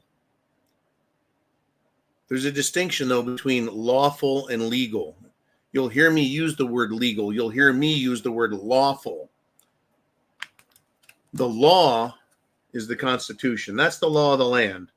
Statutes, regulations, ordinances are not law. Those are statutes. They create a legal requirement for certain things to happen. Paying taxes, they wrote a statute that says you and I have to pay taxes. So that is legalized theft or piracy, if you will, because they don't just say you have to give us money. They show up and put a gun to your head and go, boink, boink, boink. Hey, if you don't pay your taxes, we're going to shoot you. We're going to put you in prison. That's legalized theft. It's legalized piracy, taking our property, taking our businesses, taking our country, taking our government functions. It is all legalized, but it has nothing to do with the law of the land. It is all in violation of our Constitution. It's important to note the difference between legalized theft and piracy and lawful action. Have a copy of the Constitution, folks, because if all hell breaks loose, we're going to need to put this country back together, and our rights are going to have to once again be first and foremost. Right? Our right to privacy, completely ignored now. Free speech, completely ignored now. Right? Second Amendment, they would like to stop it, but they can't. That's what's going to protect us most. All right, Mr. Uman, where shall we roll next? We've got, bump up, drum roll, brrr, Big Dan the Man with a $20 super chat donation. And this is interesting. He says, the political spectrum I find fascinating is after slow Biden won in 2020, how many Republicans were arrested?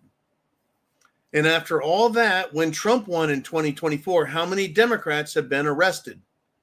Less than 10. Spineless. That is correct. Absolutely spineless. You asked the question, how many Republicans were arrested? Thousands.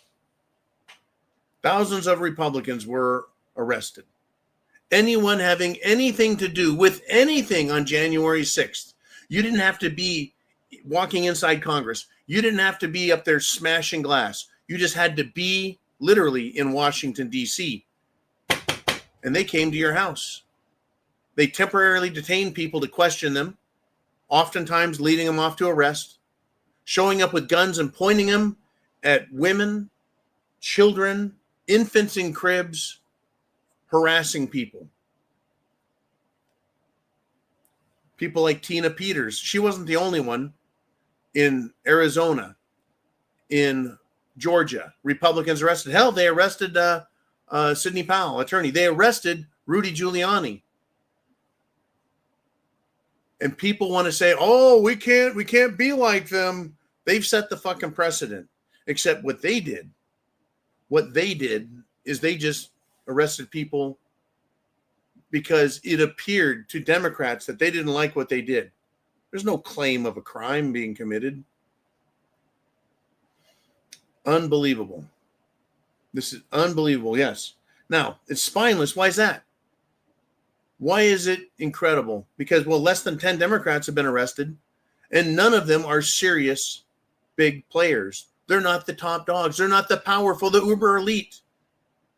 They need to be arrested. Where is the deterrent? Right? What are the levels of deterrence to get people to behave properly? You have a law in place that people go, oh, I'll follow the law. If they refuse to follow the law and break the law, you can be arrested. Then you will be tried. Then you'll go to prison if you're found guilty. See, all those are levels of deterrence to help keep a civilized society, a civilized nation.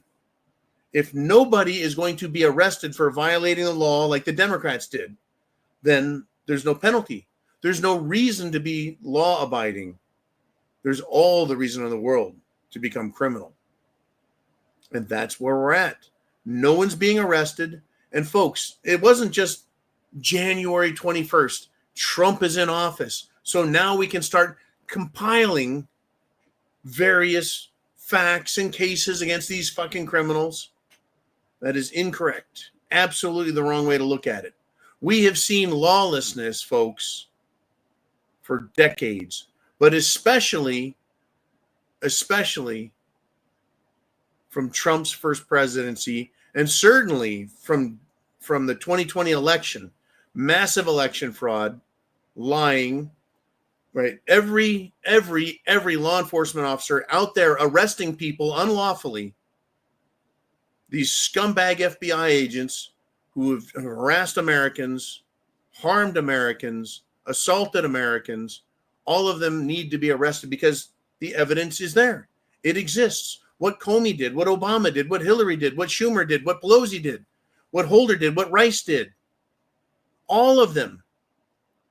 Ilhan Omar married her own fucking brother and has committed fraud literally over 6 different ways. She went from having no money to having millions and millions and millions of dollars. Did you know that the average IQ of a Somali, do you know what that is? Literally, do you know what the average IQ of a Somali is? It's like 66, 67. Literally. Oh, wait. I just found a piece of information. It's down in the 60s. The average IQ score meets the U.S. standard for intellectual disability, meaning they're scientifically rated, not just some made up number, not just some shit. It's a science to measure the ability to think, rationalize, and make good decisions. They're retarded. But now Ilhan Omar has millions and millions and millions of dollars. She's the one exception to these fucking people who are scientifically rated as they're not a race. They're an ethnicity from a certain area of the planet that is fucking inbred beyond measure. And they're retarded. But all of a sudden, she's a genius, huh? They all should be arrested. Yeah, the Democrats, at least the Democrats are willing to fucking fight for what they believe. The Republicans in Washington, D.C., as I pointed out, and I need to make this clear, they're in power. They have the majorities, so why aren't they doing what they're supposed to? Because they are better at being losers than leaders. They would rather, if they're given the power as the majority, they don't want to do anything. They don't want to make anyone mad in DC. They know Washington, DC is absolutely corrupt and criminal everywhere. Elected officials, bureaucrats, staff, law firms, other countries. Yeah, you know who they are, that are over here interfering in our government. Whether it's England or Israel or Ukraine, it don't fucking matter. They're all criminals. So the Republicans are like, we don't want to make any waves, man. We're just going to pretend like we're in charge, and then we're going to lose gracefully, and then we're going to cry we're victims and we can't do anything about it. And they want to give power back to the Democrats, to these retards. By the way, retards are violent by nature. Violent by nature. They don't have the ability to work through problems intellectually. So instead, they react violently because that's the only way they see themselves getting out of the troubles they're in. And those who are attacked by them, we're all going to be forced to be violent in self-defense. And I'm talking about the Muslims. I'm talking about any country, any Middle Eastern religion that's here that believes it's superior to Christianity, to the American value system, to our Constitution. We're going to be forced to defend ourselves against their violence. So we either become violent, and I'm not calling for violence, I'm saying we will have to become violent or they're going to defeat us. It would be better now if we deport them now, or we're going to have to fight them and deport them later. My suggestion, though, is to be patient, but also be prepared. Be prepared for what's coming. We have a lot of low IQ people and a lot of people who think they're just intelligent, and they're not. They are slime bags and scum, and that's Washington, D.C.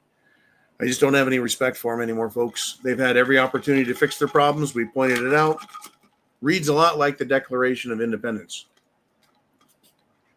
All right. Mr. Uman. We got Kim in Wisconsin back. She writes, if a plane does not fly, it cannot spread poison. If a boss is bad, he can be fired. If bad guys are in tanks underground, do not let them out. To let this keep happening, expecting change, is that not insanity? When strong men and women rise and stand for humanity, weak men and women will crumble and fall. Then we win. Keep the faith. I love you all. Amen. I'm going to give you a big amen to that. Here's the deal.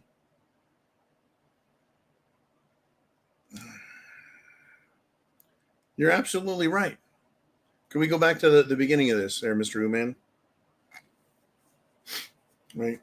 The plane flying and spreading poison. Now, that's a reference to the geoengineering that's going on with the chemtrails. I would like to see those planes permanently and terminally grounded.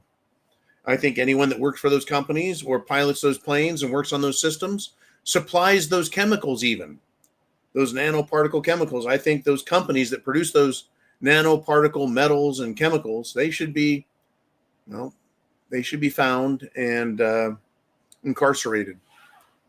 Yeah, bad bosses should be fired.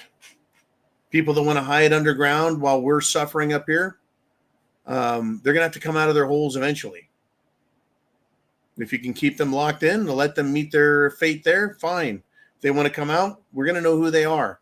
I said this before and I'll say it again.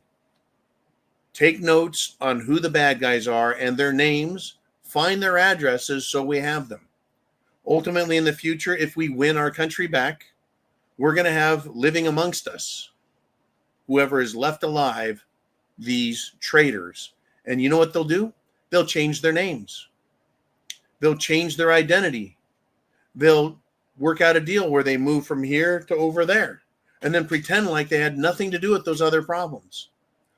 Right? They'll try to become anonymous and then step back into control and power. We need to remember who they are, their names, and their faces. And, heaven forbid we go through this SHTF. They ought not be allowed to live. Any of these people, any of these evil people, these Bill Gates types, these Mark Zuckerberg types, these Federal Reserve types, these Wall Street types. And yes, expecting change while doing the same thing again and again is the definition of insanity. What are we doing again and again? We are continuing as, shall we say, strong American men and women. We're continuing to try and vote our way out of a problem that cannot be solved with votes. It's only going to be solved with bullets. And unfortunately, combined with bullets are going to probably be chemical, nuclear, and biological weapons and every other manner of warfare against us. I was thinking about reading a portion of the Declaration of Independence, but I think you guys know where I stand on that. But we'll, of course, be talking about that again. What do we have out there? Mr. Uman, who is next? Bob Hunter with 10 pounds from Scotland. And he says the European Union should be renamed the George Soros, Bill Gates, and Lawrence Douglas Fink Foundation for War, Corruption, Theft, Corruption, and Malfeasance. I would love your thoughts, John, as usual. I'll tell you what, Bob, the European Union, you know how they do the map of the United States, and it's all red with some blue areas here and there just sprinkled in to show us where the Democrats are and where the Republicans are. Right? It's pretty obvious this country is largely Republican, with those Democrat areas where they cheat like a motherfucker. Now, someone showed the map of Europe, continental Europe from Russia all the way over to the tip of Portugal, as well as England, Scotland, Ireland, and Wales. And it said, and here is Brussels, and it's boink, a little teeny dot. It's one city where the European Union is that maintains control now over Europe, the way Washington, D.C., one little dot controls the United States of America.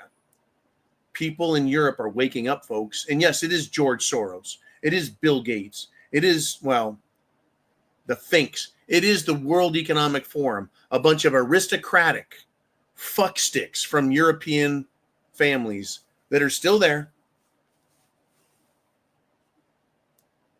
I think years ago I talked about this. The outright ownership and control by the kings and queens, the royals and the aristocrats. That would be your dukes and duchesses and counts and so on and so forth, right? Your earls and your other, aristocratic bastards. They all thought that they rule by divine right, that because of the blood that flows in their veins, their DNA that makes them superior to everyone else. Well, they had to give that up because the people had had enough of their shit, from the English to the French to other nations, saying, we're done. So these aristocrats said, hey, it's cool. You guys can rule each other as democracies and vote. And so those rich people stepped into the background. They started buying up corporations, controlling the banks, buying influence in the government. So now they control everything again, but it has the appearance that people vote for their governments, and their governments are doing everything they can, the exact opposite. It is the George Soros, Bill Gates, World Economic Forum, Lawrence Douglas Fink Foundation of war and bullshit. It is all corruption. It's theft. Now, someone might ask the question, and here we go, Bob. I'm going to take it down this little path here real quick. Why would these aristocrats, why would these rich fucks, why would these royal assholes risk losing their countries by inviting in millions and millions and millions of Muslims?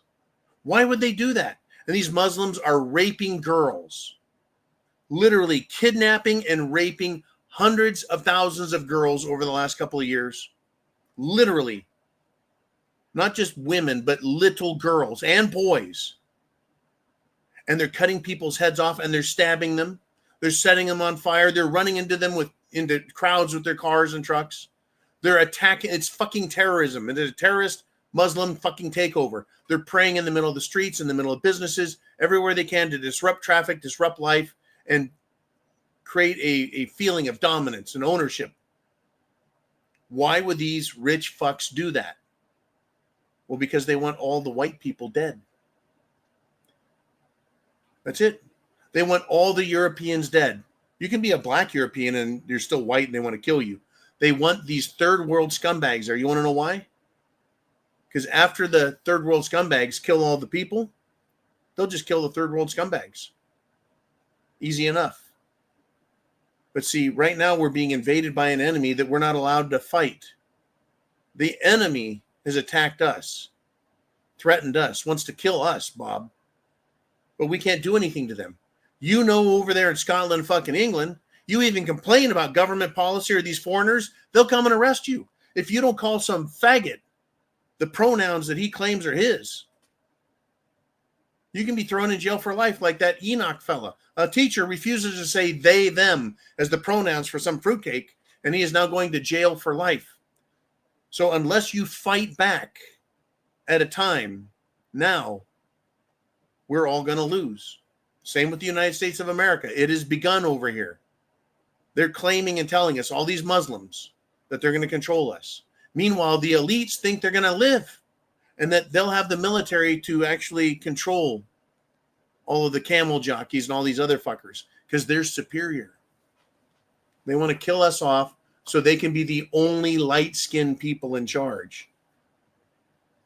They're not worried about themselves. King Charles, who is, in my opinion, a convert to Muslims, to Islam, is allowing his country to be overrun. The entire United Kingdom to be overrun by these brown fucks. And he's good with it. They're not contributing. They're conquering. Profit and control of humanity and the destruction of Christ-loving souls. They are a death cult, John. Yes, they are, Bob. Bob also says, I want Scotland to be full of the Scottish. I want England to be full of the English, and I want Ireland to be full of the Irish. I want America to be full of the Americans, and I want Russia to be full of Russians. I concur. And every country in Europe should have its own people, its own culture, its own fucking languages, its own money, its own system. The only time this becomes a problem, Bob, is when these rich fucks that are in charge fuck it up and they have to go to war with someone else to blame them for the problems they themselves created. In the movie Braveheart, there's a scene where the King of England, King Edward, says the problem with Scotland is it's full of Scots. That's a fucking problem, not for the Scots. It's a problem for the English. America is full of Americans, and that's the fucking problem. Russia is full of Russians, but Russia is not full of Muslims killing Russians and threatening to take over, and the government of Russia is not allowing it. Whereas England, Scotland, Ireland, America, and all of Europe. All the governments are allowing us to be invaded and allowing them to take over. Russia is not. We need to kick these fucking people off of our land. As far as I'm concerned, it is holy land. Whether we're talking about Scotland or Ireland, England or America or Canada or Mexico, these are our countries, not theirs. But here we are. If there's one thing that never changes, is the fact that things always change.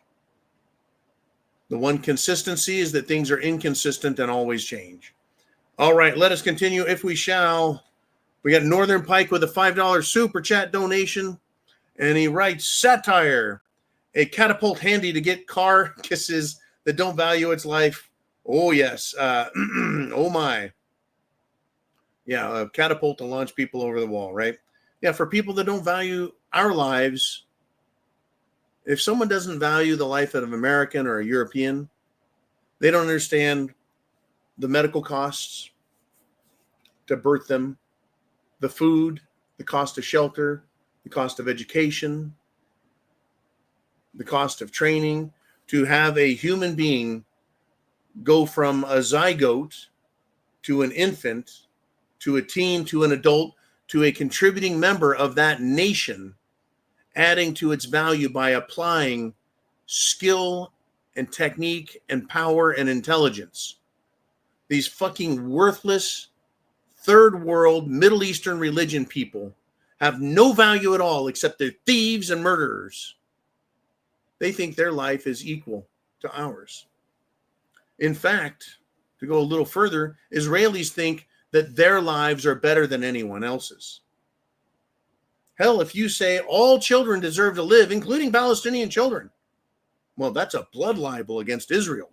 You're an anti-Semite. You're a racist. No. They're the fucking racists by saying that they're better than everyone else. Really? They weren't even a country before 1948. They had to steal a country to become a country in 1948. The Jews coming out of Europe in 1948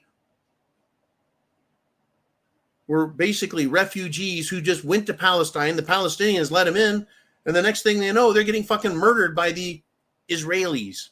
Unfucking believable. They try to pillage you and understand how much you value yours. Yeah, they don't understand. They want to pillage us, but they don't understand the value we place on ourselves and others who have worked hard, educated, the cost of living, all this stuff. Life has value.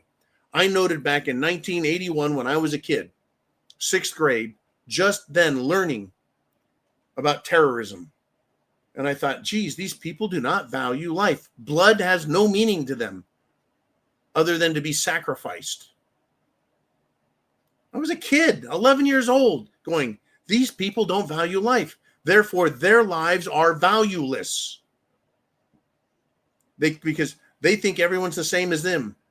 Our life has value. Theirs doesn't. They're willing to kill themselves to kill us. Wow. Anyways, thank you, Northern Pike, for the great support. Love it. Love it, love it, love it. Yeah, they'll launch their carcasses is right. That's probably one of the nicer things that could happen to these fucking people. Okay, Mr. Uman, where are we at, dude? We've got Chin Music, who's, by the way, we're going to end the show on this. It's a Glenfiddich 18. Chin Music has done a $55.56 super chat donation. And that's a good thing, my friends. It's $50 plus a 556, one of my favorite numbers. Thank you, Mr. Chin Music. I hope all is well, brother.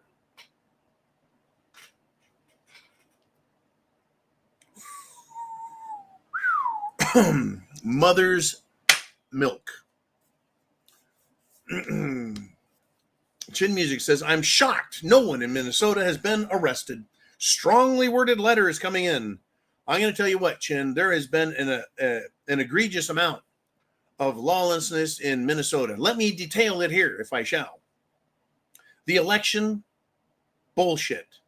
Many districts in Minnesota have more votes cast than there are people registered to vote. How the fuck is that possible? Number 2, Tim Walz, governor of Minnesota, failed vice presidential candidate, Twinkle Toes, Tampon Timmy,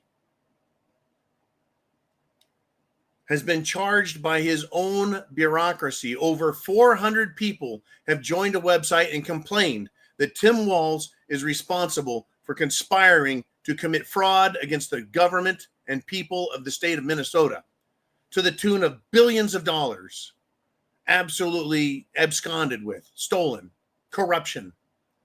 The Somalians in Minnesota, one couple or one group, 2 of them, were charged with stealing, was it $7 million? Found guilty by a court, a jury, and the judge said, nope, jury doesn't get to decide. I am now the God. I am Judge God, the little bitch that she was, and she threw everything out. Minnesota, the Somalians there, all claim that they're autistic, that they've got medical problems. So they have lifetime Social Security disability benefits. They're not even fucking Americans. And they're collecting infinite cash on your salary, on all of us. We're all paying for it. This is fucking Minnesota.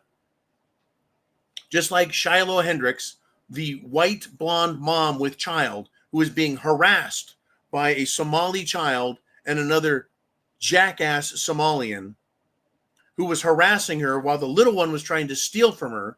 He was going after her, pissing her off and attacking her verbally. She finally flipped him off, called him a nigger, and that was the end of it, right? Oh no, they're going to arrest the white girl, the white American, for having to defend herself from being threatened and followed and harassed and then threatened some more by this guy. And just this weekend in Wisconsin, we had a Cinnabon lady who was being harassed and sexually harassed by 2 Somalis because she was white and an American, and she wasn't wearing a head covering, a hijab. She finally got so fucking pissed off, she flipped them off, she called them niggers, and everyone throwing a giant fit. Cinnabon filed her. They've already raised $110,000 or more for her through Give, Send, Go or some kind of fundraising thing, because this is what they're doing. They're corrupt. They harass people. They get them fired. They steal from them. They attack them. They are a bunch of worthless, low IQ, fucked up users. Folks, Barack Hussein, Barry Soetoro Obama dropped, was it 600,000 Somalis right in the middle of Minnesota? And like a big sack of gooey shit, it is just running all over the state to new areas. They are doing everything they can to have as many children as they can, as fast as they can, so they can bring up their population number and vote everyone else out of power, then slam everyone with Islam and Sharia law and legalizing, well, kidnapping, rape, etc., etc., etc. This is what they do. This is where they're at. This is who they are. This is what's happening. I'm sorry for the aggressive N-word, but this is what they're doing. They are pissing people off so bad, attacking them, ruining their businesses. And by the way, fuck Cinnabon. Fuck them. Because they did not defend an American. They should have said, yeah, what she said was really wrong. That is not what we want. She is going to go to sensitivity training for making a racial slur describing these fucked up Somalians. But we're not going to allow our employees to be attacked, verbally harassed and sexually harassed and intimidated and threatened by these people who are not Americans. I mean, they could have done that. And we would all cheer, yay, Cinnabon, way to stick up for your employees. No, instead they fired her and are rewarding these fucked up losers from another country. People are tired of it. The fatigue is real. Folks, Black Americans who are conservative, patriot, America firsters, strong thinking, intellectual, fucking smart people, not the 60 IQ morons that are out there of any color and any race, right? Anyone who is intelligent has a higher IQ. Anyone who's intelligent sees what's going on. The Black Americans who know what the fuck's going on and they see it, they're calling it for what it is. This is an invasion. They're trying to destroy our country. You need to get prepared. Food, water, shelter, clothing, medicine, means of self-defense. Thank you, Mr. Uman. Thank you, Chin Music. Woo! You've got to get prepared, folks, and understand no matter where you're at, there's going to be a legitimate threat, whether it's foreigners from another country, in our country, in your zone, college students who are corrupted, indoctrinated, brainwashed communists. You've got radical racist groups in this country that are nice low IQ, like the BLM types. They want violence. They want to overthrow everything.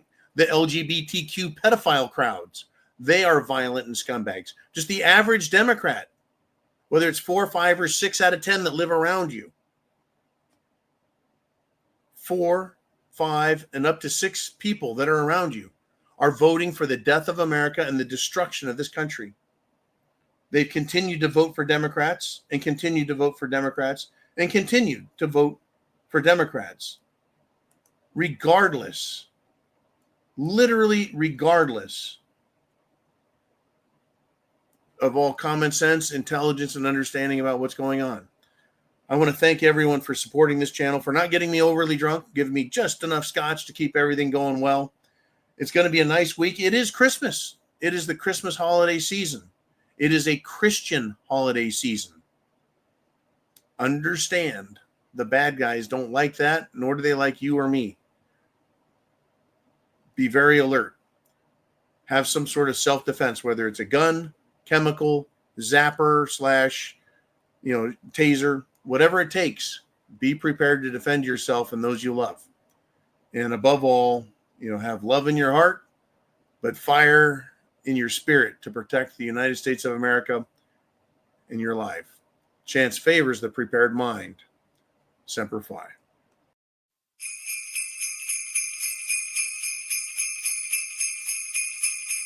Ho, ho, ho, ho, ho.